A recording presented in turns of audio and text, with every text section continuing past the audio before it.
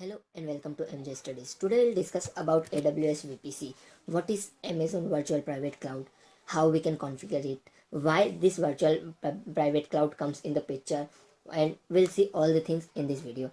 So what is virtual private cloud? So Amazon VPC enables you to launch AWS resources into a virtual network that you will define. The virtual network closely resembles a traditional network that you would operate in your own data center with the benefits of using the scalable infrastructure of AWS. So, in the virtual private cloud, what happened when virtual cloud is not there in the Amazon? Then what happened that previously the companies, the corporate worlds or the companies needs to configure their own network in their own infrastructure. They need to configure the network infrastructure, and there is hard to scale up and scale down the infrastructure according to traffic. So here Amazon comes with the virtual private cloud, which gives us the support that we can increase and decrease the resources. We can increase the scale and just descale the resources according to our need.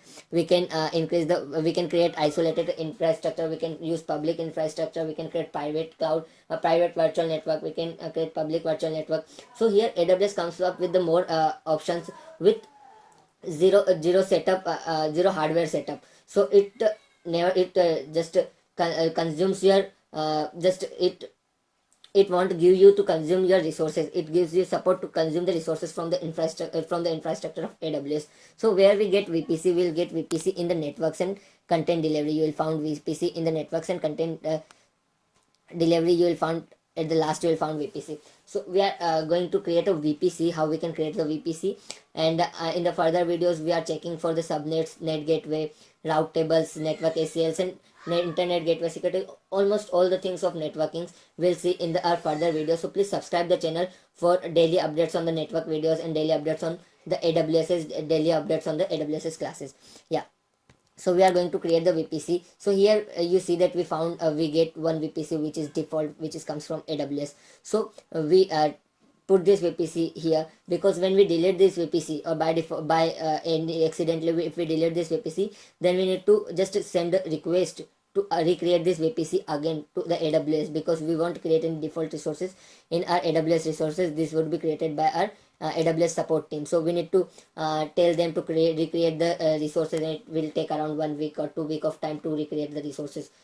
So we don't do anything on our default VPC. We'll create our own VPC. So how we can create? Just go to create VPC button, and in the create VPC button you will find VPC only and VPC and more. So in the VPC and more you will find the subnet groups, route tables, and all those. At the same time you will configure all those things. So currently we are going for the VPC only, because we don't know about the route tables, subnets, and how we can configure this. So we'll see in the future videos. Currently we are going with the VPC only. So in the VPC only we are going to give the name MJ study underscore VPC. Okay, now here you will find the IPMA. It's a come from the pool. We don't have any pool, so we are going to select the manual. We can give any of the manual IP for address, private address. So we are going to give network as the same. Now if you want that my CIDR block would come up with the IPv6, then you can select IPv6, or if you don't want IPv6, then you can just deselect it. It's all up to you. You can select the tendency, dedicated, or default. We are going to choose default, because dedicated will charge you. Now you can give the text. You can add more text over here according to you. Now we are going to create the VPC. So as you see, the message comes up with the you successfully created VPC. This the status of this VPC is available, and you can see the introduction about the VPC, that the new resources map help visualization. This is the visualization of the resource map, that how many subnets, how many route tables, what the resources are attached with this VPC, net gateway, network connections, and all those you can found in this network flow chart.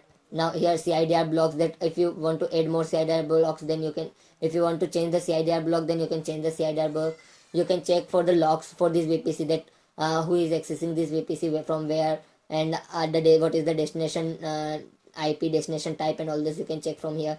You can check text from here. You can edit text from here. You can just add text from here according to you. You can edit.